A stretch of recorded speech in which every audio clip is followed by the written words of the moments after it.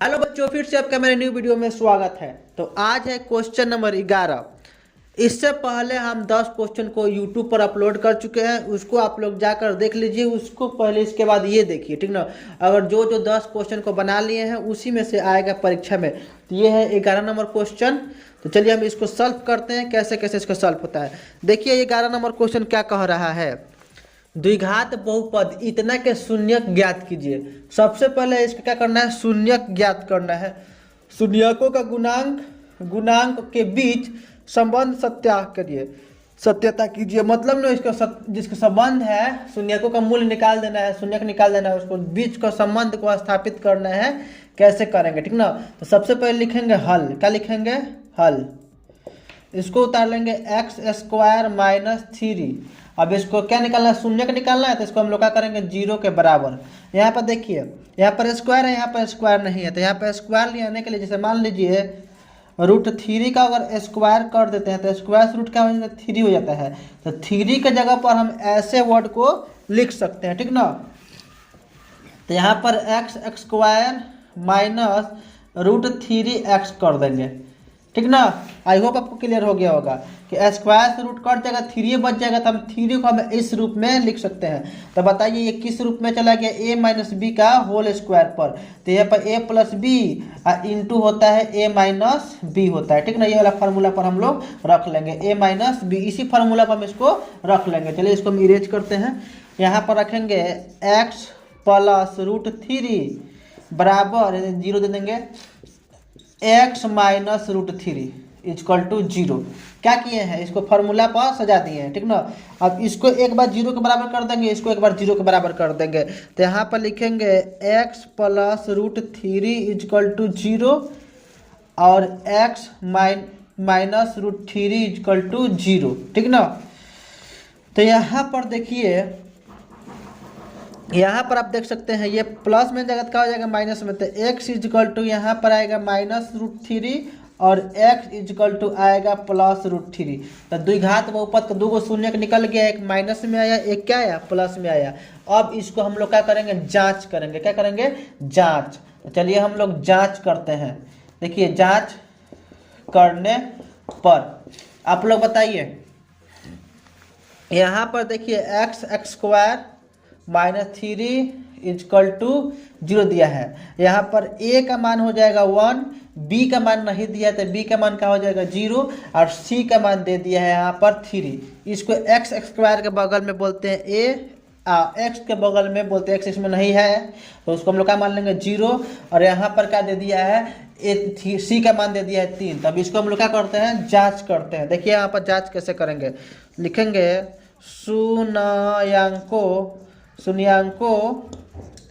शून्यांकों का योग क्या होता है, फार्मूला माइनस बी बट्टा ए। तो माइनस बी का मान क्या दिया है 0, तो यहाँ पर 0 रख देंगे, और यहाँ पर ए का मान दिया है 1। तो कोनो संख्या में अगर 0 से भाग लगता है तो 0 ही हो जाता है, ठीक ना।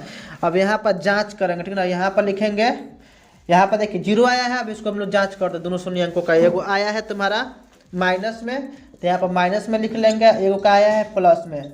तो इसको हम लोग जोड़ने के लिए कह रहे हैं, तो जोड़ेंगे दोनों का हो जाएगा 0 हो जाएगा, प्लस माइनस क्या हो जाएगा, कट जाएगा। तो ये को सत्यापित हो गया। अब नेक्स्ट देखो, शून्यांकों का गुणनफल क्या होता है, c बट्टा a होता है। क्या होता है, c बट्टा a।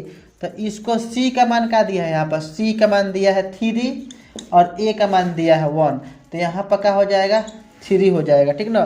क्या हो जाएगा 3। यहाँ पर देखिए 3 जो है c है, यहाँ पर क्या दिया है, माइनस में दिया, इसलिए हम लोग क्या करेंगे, यहाँ पर माइनस लगा देंगे। 3 का मान क्या है, c का मान क्या है, माइनस में है। तो यहाँ पर देखिए अब लोग क्या लिखेंगे, शून्यांकों का गुणनफल। तो यहाँ पर लिखेंगे माइनस √3, एगो यहाँ पर आया है, और इंटू करेंगे प्लस √3 से, ठीक ना। तो माइनस प्लस क्या हो जाएगा, माइनस, और 3 3 का 9 में 3 निकल जाएगा बाहर।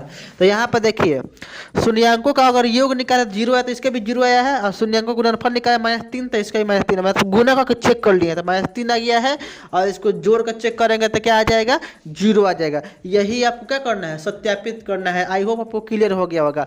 बस इसको हम लोग क्या किए, फार्मूला पर रख दिए, इसको आप लोग स्क्रीनशॉट कर लीजिए।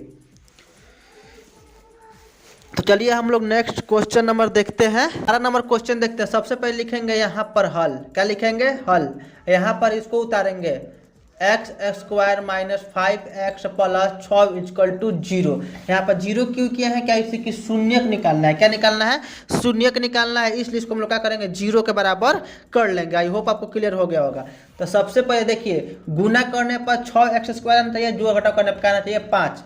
यानी अगर 6 में अगर x से गुना करते हैं तो 6x स्क्वायर हो जा रहा है, ठीक ना। और यहाँ पर क्या है, -5। तो कौन दूगो जो संख्या है जिसको जोड़ने पर क्या आ रहा है, 5, जोड़ घटाव करने पर 5 आना चाहिए, गुना करने पर 6 आना चाहिए। तो देखिए, अगर 2x और 3x में गुना करते हैं तो 6x स्क्वायर हो जाएगा, लेकिन यहाँ पर क्या लाना है, -5।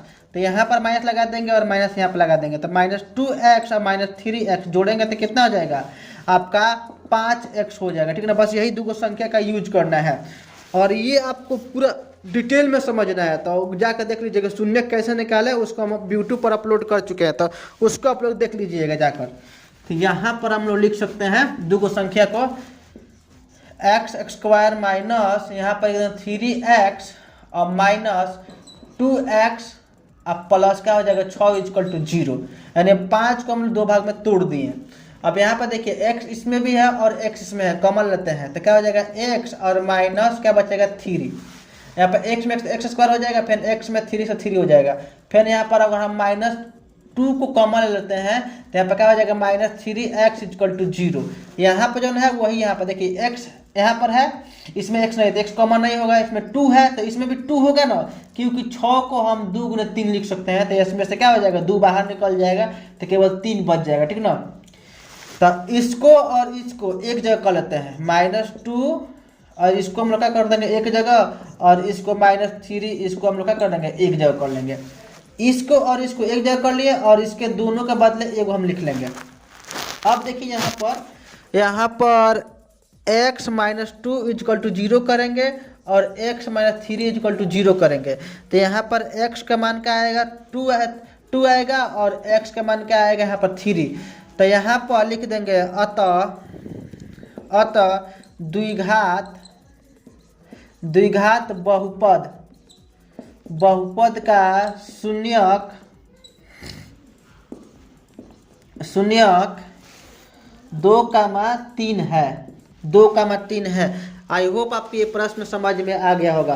अगर इस प्रश्न को आपको पूरा डिटेल में समझना है तो यूट्यूब पर जाकर देख लीजिए, हम इसको वीडियो अपलोड कर दिए हैं। आप लोग सर्च मारिएगा शून्यक कैसे निकाले, ठीक ना, उसमें जाकर ये देख लीजिएगा। अगर आपको ये समझ में पूरा बढ़िया से नहीं आया होगा तब, क्योंकि इसको समझने के लिए ना बेसिक कुछ समझना पड़ेगा। तो आप लोग शून्यक कैसे निकालिए वाला प्रश्न काफ़ी इंपॉर्टेंट है। और ये शून्यक निकाल कर उसको सत्यापित करना था, यहाँ पे देखिए शून्यक निकाल दिए, उसको सत्यापित भी कर दिए हैं। तो इसको आप लोग सारा को स्क्रीनशॉट कर लीजिए। तो नेक्स्ट क्वेश्चन हम लोग आगे बढ़ेंगे।